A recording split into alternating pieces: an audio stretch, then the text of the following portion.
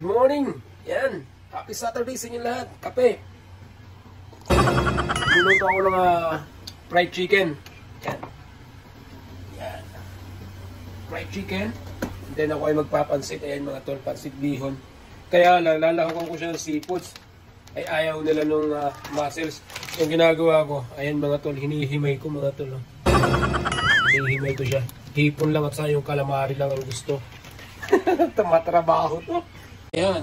Puro hipon lang at calamari. Pinaghimay pa ako mga lods. Ayan o.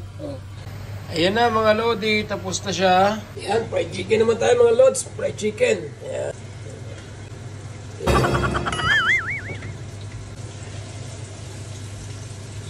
Yun o mga lodi. Dahil tapos na tayo diya sa ating pansit. Dito naman tayo sa fried chicken.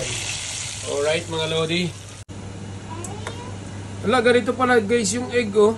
Pag prinito mo sa maraming mantika. Ayan oh.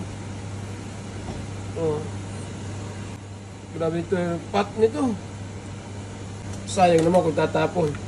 Kaya lang, bakit dito ko prinito? Ayan na guys oh. Oh, parang omelette ah. Ayan oh mga tulo. Ganun pala yung itlog. Pag niluto mo siya sa maraming mantika, ayun, parang chicharon. Oh, crispy! Oh! Oh!